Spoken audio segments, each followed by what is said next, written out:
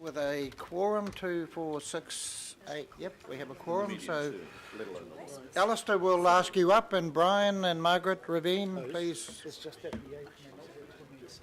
I can tell you what it is.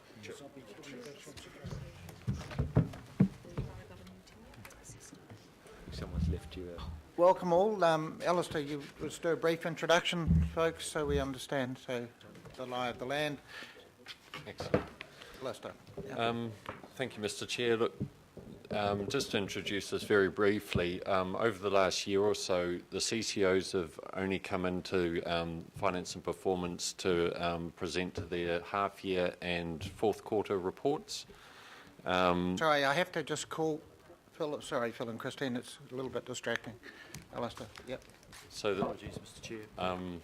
the CCOs recently have only been coming in to present their half-year and annual reports. That's been to allow more time for their series of sort of more forward-looking strategic workshops that has been rolled out. Due to the significance of the work that Watercare does and Auckland Transport does, they will be coming into today to discuss their first quarter reports, but none of the other CCOs will be coming in today. All of the first quarter reports are on the agenda, and we have circulated a summary to all the members of this committee outside of today, and asked that if you have any questions regarding those first quarter reports, that you send those to me. I don't think I've received any yet, but if you have any, send them to me and I will get responses from the CCOs. And just letting you know that all of the CCOs will be attending the Finance and Performance Committee in the new year to discuss their half-year reports. So just letting you know the sort of program of quarterly reporting coming up. But you're all far more interested in hearing from Margaret Ravine and Brian, so I will now step back from the table. So councillors, be aware, we're not stopping for lunch until we've finished with Watercare and with Auckland Transport, so it's up to you. So, Oh, thank you. Margaret Ravine, Brian, please. So I'll move the recommendation now then. Thank you, Chairman. As per last time, we have got a presentation, although I do think it doesn't seem that long ago since we were here, but we have a presentation which I'll ask Ravine to go through, and then happy to take questions. And mindful, Ravine, that we're standing between lunch. Absolutely. Let's have succinct presentation. I thought I'd throw that in, yeah. Absolutely. Thank you, Chair. And we've got a full report, and I'm assuming you've read the report, but I'm going to just go through the highlights. Watercare has got 4 strategic priorities, and I'm just going to cover them under those strategic priorities and just give you some highlights. So during the first quarter, in terms of our customer focus, we've spent quite a lot of time with developers, and the earlier conversation with Penny Parrott is very relevant.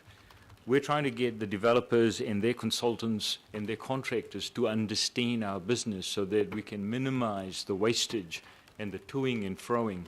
So these workshops and forums have been about explaining what our needs and requirements are, and for the developers and their consultants to tell us what their pain points are. And it's been quite a helpful process. And we do this quite frequently, every quarter at least.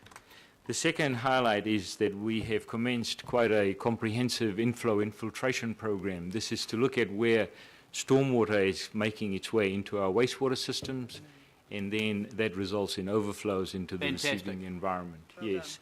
And so over the quarter, we've inspected 6,000 properties, and we found 120 defects. And generally what happens is we send them a letter telling them what the defects are, and we also provide the information to Auckland Council compliance officers, and then Auckland Council picks it up and follows it through. So we use a soft approach initially with the customer, and most of them understand what the benefits of the remedial works would be, because they understand that it results in environmental degradation. So the response has been pretty good. And we, in the last quarter, in the current quarter, we are targeting Onaroa and Wahiki Island, because we're having some significant issues there with infiltration and inflow. So, and then we continue our communication with customers, and this is about not flushing wipeable flushable wipes, sorry. So these are now available in the supermarket. They are called flushable wipes, but they are actually, they may be flushable, but they get stuck in the sewers and they're a problem at the wastewater treatment plant. So we have got a campaign educating our customers actually not to flush these wipes into the toilet and what they can and can't flush. Recently, and only yesterday and the last 2 days, we've been helping out the Olympic swimming pool. They've had a major blockages in their private sewer, and they had all sorts of things in there, you know, fat, hair, all sorts of things were flushed in. So a lot of our customers end up having blockages either in their system, or it gets pushed out when they call a plumber to clear their system. Usually the plumber just rods it into our system, and then it blocks in our system. So we've been putting a lot of effort in there.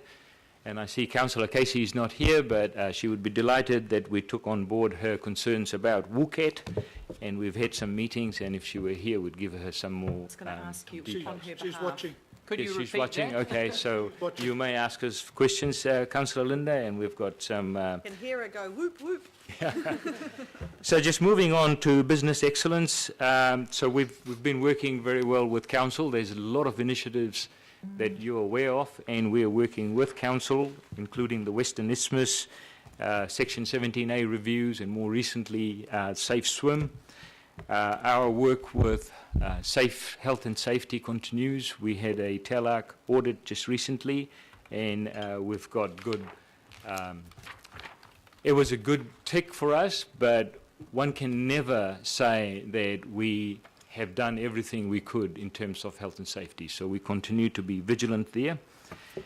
We also have staffing issues. We had a lot of discussion earlier with Penny.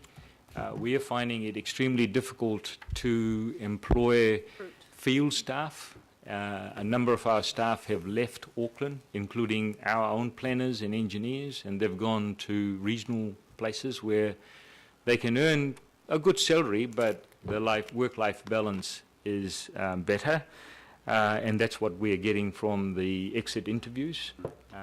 They love working here, they love working for Watercare. However, the constraints they have with housing, especially those who do not own a house, are finding it extremely difficult to get on that housing ladder. We've recently put a lot of effort into getting students to understand where the job opportunities are, what the future workforce requirements are, because it's not just us, our whole supply chain is struggling with staffing. So our contractors and their subcontractors, the building industry and the construction industry almost is booked up for the next 2 years. So it's extremely difficult to find contractors who are interested, and we've got a whole pipeline of new works coming out, and we are very concerned that with the supply and demand situation, the costs will be higher than what we've been assuming. So we've been engaging with schools, the youth. I'm pleased to say that only last week we won the Maori and Pacifica Diversity Award. And tonight there's a award that we've been nominated for in Wellington. And touch wood, I'm hoping that we'll be successful, but the fact that we have been, we've made the finalist is good enough for us. So we're doing a lot of work in terms of engaging staff on Maori, the te reo, understanding the language, understanding the culture. We had a waiata competition. We had 150 people join in. They came from council family, from ASB Bank, from Air New Zealand, from Mercury Energy. And ASB Bank actually were the winners, and there's some photographs later. And then some of you attended our workshop at Watercare, and we showed you the automated robots that we're using. So we've got 4 of them now, and we're working on a few more. These are now doing the transactional, trivial, repeated work that staff used to do, and staff love to do more exciting work. That's the stuff that, again, Penny was talking about. So we are, given that we have a shortage of staff and we just can't employ the staff, and many of them do not want to do trivial work, we're using more and more of our robotics to do that. And we are continuing to work on improving efficiency in the way we procure our projects, and again, we covered a lot of that at the workshop. We've just finished our fairly large BNR project at Mangere, which is a $140 million plus. It's just come in on time, within budget, and that's been a good initiative for us. Oh, I'm sorry, I haven't been flicking the slides. I've been wondering, you've been looking at your own PowerPoints. Got our own one. Got one here. We've got a vivid imagination. We've got it here. Yes, sorry, yeah. Us. You can tell I'm not a PowerPoint person, but anyway, I will carry on. So in terms of financial responsibility, and if we've got more information in our pack, and Brian's here to answer them, revenue has been above budget, debt is below budget, our water demand was slightly lower because of the very wet months we've had, but November has been very dry, and our water demand is already very similar to a summer water demand. We've had highs of 470 megalitres a day, which is something we see during summer. The work we've done at Ardmore after the Tasman tempest has got us well prepared. Our lakes are all almost full still, so we're in a good space. At the recent Water New Zealand conference, the Hunua No. 4 won a project award, and within the council family project awards, which is happening this week, Hunua No. 4 also won the award. So we're pretty excited about the work we're doing. Ooh, did I do that? Press too many times now. I think so. Sorry. Yeah. And then in terms of sustainability, we're doing a lot of work with the Huia water treatment plant, which you're very aware of. Now, there was a challenge to the Environment Court on whether our designations were for future work or whether they were actually for the existing works. The Environment Court ruled in our favour. They actually dismissed the appeal, but the group have now lodged a further appeal with the High Court. So we'll just go through that process. We released our water efficiency strategy in the first quarter, and we are now implementing those. And again, at the workshop, we highlighted some of the work we're doing with microbes. We're trialling these bugs so that they could convert ammonia into nitrogen as part of the wastewater treatment, so we do not discharge some of these elements into the receiving environment because they do have adverse effects. So I would say that I'm going to finish on that note, and we will take questions.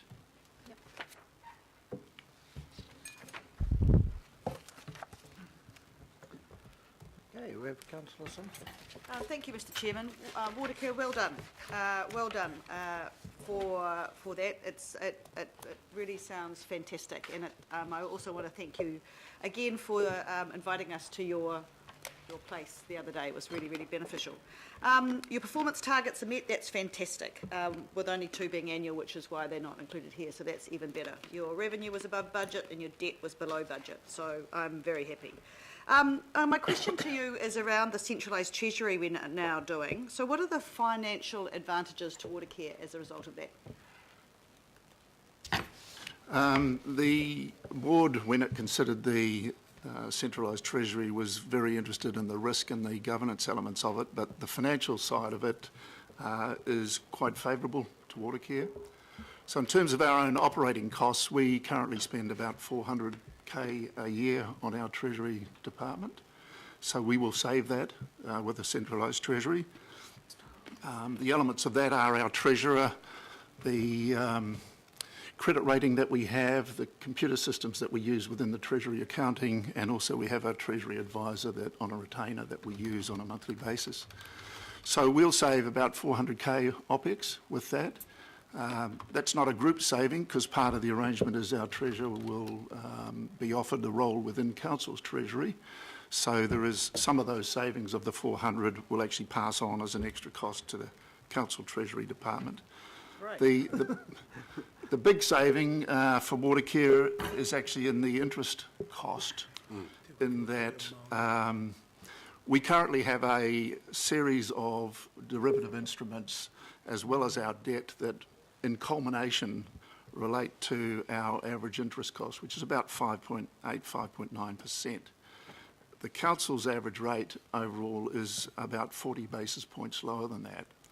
And the deal with the centralised treasury is that we will be given a fixed rate at the start of the year on all of our debt, and that will apply for the full year. So the rate that's been talked about recently under centralised treasury is around 5.4, 5.5. That will result in us having an interest bill about $6 million per annum less than we currently pay. The quid pro quo on that, though, is again, it's not a group saving. It just gets picked up within council because we become part of the total group, and all of our debt instruments and swaps will novate across to the council. So Watercare will get a benefit of about $6 million per annum on its profit and loss account. The council will pick that up in its accounts. Oh, wonderful.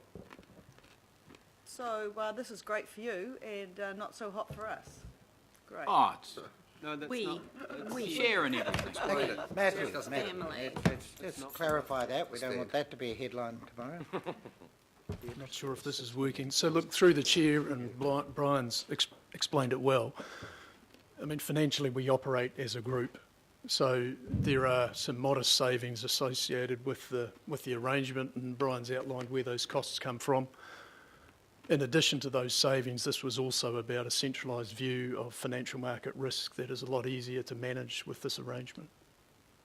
So it is beneficial to the group, and that's why we've done it. I'll talk to you at another time. Thank you. Can we just get clarification? The $6 million saving by dropping your interest rating rate, credit rating by 0.4, 0.5 is a savings to the group, isn't it? Or is it not?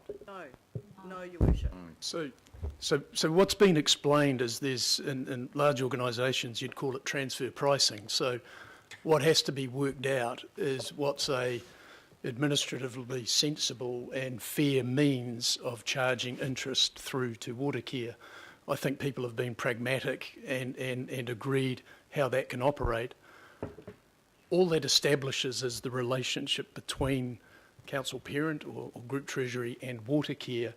That doesn't mean anything at the group level. So at the group level, we're just what we were before we do this. Nothing has actually changed at the group level, and we run our financials at a group level. Our debt to revenue ratios are the same. There's a modest amount of operating cost efficiency associated with it, which Brian's outlined. And, you know, it's that simple. It's very simple. So it's not a $6 million saving to the group? There- Sorry, because there- that's what I thought I heard Brian saying. That's No, correct. no. So what Brian explained is that's a saving initially for Watercare based on the current agreed pricing mechanism through to Watercare on borrowings from council. But the other side of that sits with the council parent. The accountants will tell you those two things wash out on elimination, so the group is left no different. Councillor Hills. Yes. First of all, just congratulations on the Young at Heart Awards the other night. The team did well, and I thought it was really good to see, you know, you're up against some pretty big private companies, and so to get that through the Māori and Pacifica Diversity Award was fantastic. And your work with JobFest and the Build Auckland, I think that's really important and crucial when what you're talking about, keeping people here, staffing, training people up, and supporting our city, our community. So that's fantastic. The other thing is, you're doing so many amazing things, and the projects and the you know, there's a lot of different things you're doing, but one probably downfall of that is the fact that it's difficult without social media presence and other ways to promote a lot of that. And I would love to be promoting some of the things you're doing, but it's very difficult. And so, and I still get a lot of pushback, and we have had that in the, you know, our comms debate that was in the public, that actually it's difficult because there's no, and I know it's a lot of work to run social media pages and things like that, but just at least to get some more positive, and for us to be able to show the projects and the way you're interweaving with us and Healthy Waters and the community, and you know, there's so much good going on, but it's almost, you know, just sending one little slip in people's water bill, that's about all they really get to see unless they go looking. So how can we at least get some presence? You might not be able to do Facebook, Instagram, Twitter, whatever. What over the next year or so are you going to do to have people to be able to contact? A lot of people don't go to websites or phone book or whatever. They just go, where's the Watercare Facebook page or whatever, so I can complain or have a look what you're doing or whatever. I know it's, it is a big change, but it's one way you can very much get the positive news out there, and it's so much cheaper than putting a full page in a paper or an ad or something.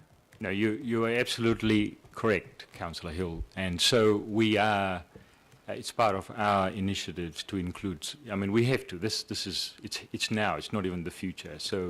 So we have to put a lot of effort into that area. We've just updated our website. So if you go to the Watercare website, it's a mobile-friendly website. We didn't even have a mobile-friendly website. So all I can say at this point is, yes, we are working on it, and you won't have to wait that long. You know. Yeah, I mean, it's great about the website, but if you don't have somewhere to drive it and somewhere for us to share something to people to go to, most people would never type in, I'm going to go to the Watercare website today. But if you put something out there it just comes up in their face. Like most people don't go type in New Zealand Herald anymore or stuff. They see a story pop up and then they click through, and that's the way, We will definitely. So obviously you get that, but we will. Thank you. Thank you for that. Councillor Sayers. Thank you, Mr Chair, and thank you again for your update and presentation. Always very informative and nice to see you. My question is probably going back around that Treasury function, and it's probably directed to the board. Your thoughts around the autonomy that will remain for your CFO and your CE. Are there any perceived concerns, I guess, for the board with that Treasury function perhaps coming more centralised around the autonomy that will remain around decision-making for your executives? Yeah. Thank you for the question, and you'll be aware that the centralised Treasury function was a subject of quite lengthy debate between Council and the company. We have put in place a service level agreement which has been discussed with Council staff, which deals with, first of all, ensuring that there is sufficient funding for Watercare to discharge its duties under its own statutory obligations, and secondly, to ensure that there is a close working relationship between the two parties. So it's not looking at creating any form of discord between the two parties, but how do we actually ensure that it does work and produces the end results. We have asked within that service level agreement that there are regular reports in to the CEO and CFO and ultimately to the board, that the performance is measured and monitored over a 3-year period to ensure that it is working and that we are getting the benefits that we thought we were getting and that things are moving in the right direction. So overall, I think it's something that's been well discussed and debated, and the board has reached a position where we're happy, subject to the service level agreement being signed off, that we're ready to go. Okay. Thank you. Councillor Lee. 9:30 is good. Seeing it's been raised, the $6 million saving achieved by Watercare vis-a-vis the market, theoretically, what would be a way of conserving or maintaining that saving, theoretically? I'm not sure that I fully understand the question, but for the council to achieve savings of $6 million per annum to offset the saving within Watercare would require it to achieve some form of reduction in its overall borrowing costs probably through lower margins that were paid on debt. If the relationship between Watercare and the market was maintained, and it was just Watercare and the market, would that be a sensible way for the group, rather than? Watercare's credit rating is AA minus. The council's is AA. Only 1 point. In the old days, we used to borrow under a council guarantee, which effectively gave the market a view on Watercare identical to the council. And when we use that guarantee, the council would charge us a fee for the usage because of their side of that arrangement. I think on our own we would be BBB+. If we were completely outside a council family, we would be a BBB+. We're AA- because the agencies look through us to our parent and see a local body entity and the ability to rate.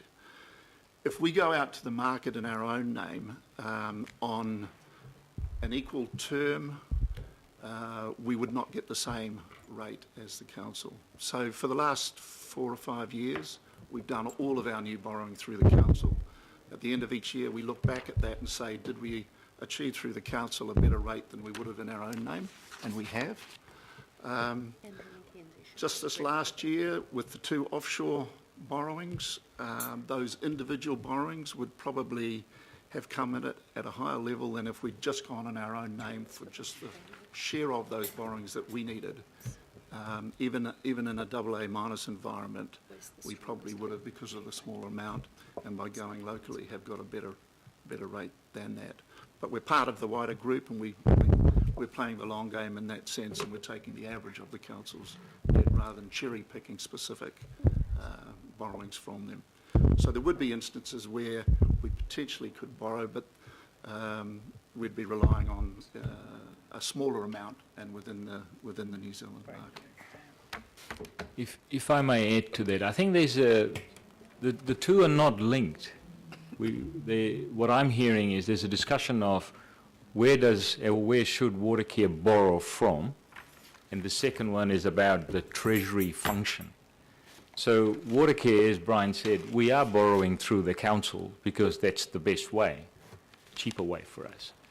The treasury function is more a management operational function, going back to Councillor Hayes' point, which is something that the board holds myself and the CFO accountable, and therefore we've ended up saying that if that function is going to be provided by someone else, it could be anyone else, but in this case it's the council, then that function will be performed under a service level agreement, and that's what we've said. So we are happy to get council treasury function to provide the service to Watercare through a service level agreement. So that's how treasury function is performed. The borrowing is going to be done through council anyway. Now, in that process, as has been outlined, there's a saving for Watercare, and that saving is offset by council. Offset. Yeah. Offset. We'll leave it at that. Yeah, exactly.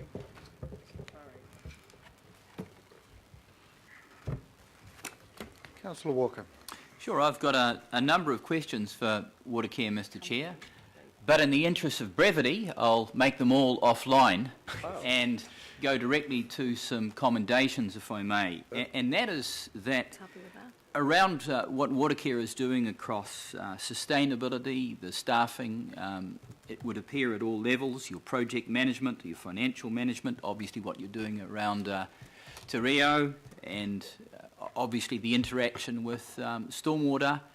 There is a lot that we can learn, and I think that a lot that the balance of the group can pick up from Watercare. In a sense, it's part of the family that's, I think, in arguably more of a leadership role than many other parts. So my commendations on that, and I would urge you to continue to spread those learnings and the things that you're doing across the leadership area with other parts of the organisation, and I would hope that we have the appropriate platform within the overall family for accelerating that, Mr Chair.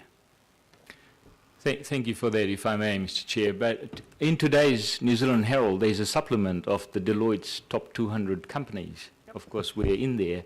Now, if you go through the Watercare column, you will find that we are proudly Auckland Council's company, but more importantly, we're the second largest company in New Zealand.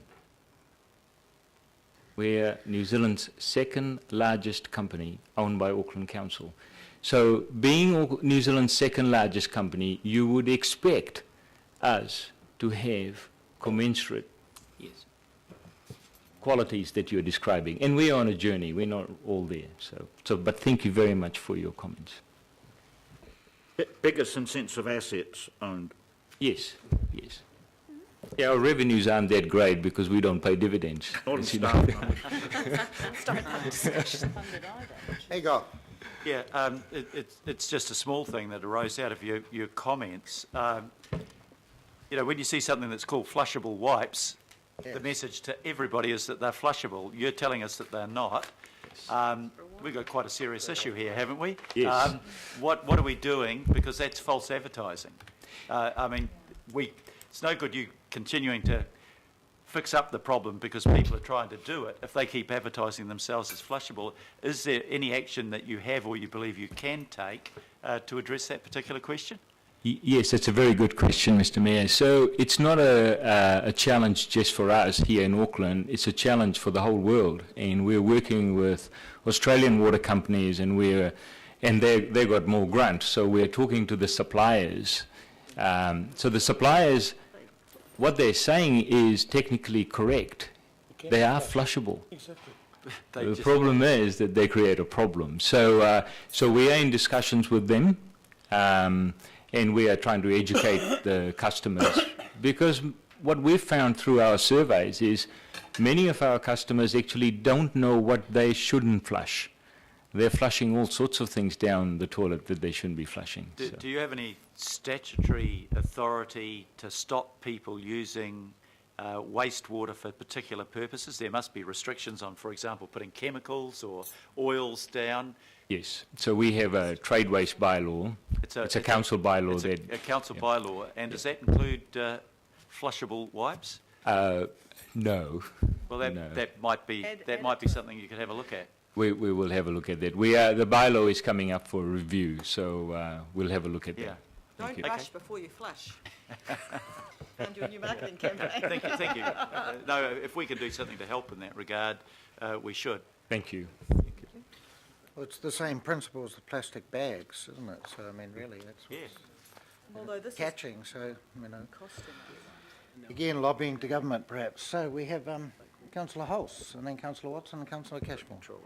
Yeah, I think it'll be great for us to pick up the whole flushable wipes idea. It's just insane to me that there is this huge industry now in anti-germicides and spray everything and kill everything, and, you know, we're ruining the planet in the process.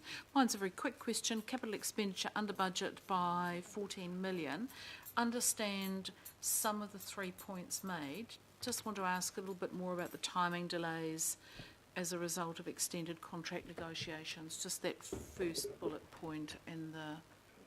Yes, so... Ravine, perhaps, Councillor Hulse, before Ravine answers on the detail, it's one of the questions the board regularly asks to ensure that whilst we report on financials, are we delivering the outcomes of the capital programme? Yeah. And money spent is only but one indicator. It's important that we're delivering those agreed outcomes. So with that context? Absolutely. So we have a program, and then we go to the market, and then what we find is either the tenders are coming in very high, or some of the contractors don't tender, and then we end up negotiating with them a program. So basically, the situation we have is contractors aren't sitting around with idle resources. So we may have a program, and we're trying to make it better by putting a pipeline of work and making it visible to the industry, and not just our pipeline, but the council family and New Zealand Transport and everyone else's. So when we go to the market, we have a program indicated, but sometimes the successful contractor then comes back and says, yeah, I can do this work, but I won't be able to start on this day. I'll be able to start later, but I will finish the work within the time frame that you were indicating. So our start time gets delayed. So that's more in that category, the first bullet point. Okay. And I think my supplementary question has been partially answered. It is that visibility of the construction pipeline, and that necessitates a joined-up family approach. And I think we've been asking for that. So I hope to see that more clearly reflected in our, CapEx spend being on budget. Absolutely. So council is a big investor in capital investment, and so we have to be collectively very careful of not competing with ourselves for the resources. Yeah. Councillor Watson. Thank you. No, I just wanted to make a couple of brief comments that I've been meaning to make for a while, and that's the impressive responsiveness of Watercare to any issues I've had, either with respect of myself, my own circumstances, or in my immediate neighbour. It has been really impressive, the speed with which officers have been up and dealing with residents' concerns. Someone also mentioned the kind of lack of publicity or the better use of the media. I've had the opposite experience. The other Councillor Walker and myself were at have been given several tours of the Army Bay upgrade to the outfall, and the Brent Evans and his associates turned up. They did a little interview, was posted on stuff, it was given out to the local paper, and then spread around some of the social media sites in the Hibiscus Coast. So I don't often say it, but please pass on that to your staff. Thank you. Thank you. And may you be saying it more often. I say it where it's deserved, Councillor Clough, and as often as anyone else. You do. Councillor Cashmore, Deputy Mayor. Thanks. Robotics. So the presentation in Newmarket was great. We saw a bit of it, understanding there. We have an issue also with data processing, basic consenting. Are your team talking to our team in consenting about joined up understanding of what this industry potentially can utilise through robotics? Yes, so my team is doing a presentation to a group of the council family. I don't know when, but when we started the robotics, I sent an email to the CEOs, Stephen Town and the other CEOs, saying, look, we've done this and we've got this strategic transformation program that this is part of. And so there was a lot of interest shown as to how we can all gain from it. So basically, everyone wants to see evidence. So we've now got 4 that we've implemented, and they themselves are great to then see and understand what it can and can't do. So the answer to your question is yes, and I'll be making sure that we share it more. Great, thank you. Right, well, thank you very much. Wait a minute, what happened there? Oh, you're part of a general resolution, so we won't move that now, but as a vote of thanks on the table there, so which will be passed subsequently or later. So thank you for coming, and appreciate it, and sorry we're a little bit late again. Thank you very much. Thank you. Always a pleasure. Thank you.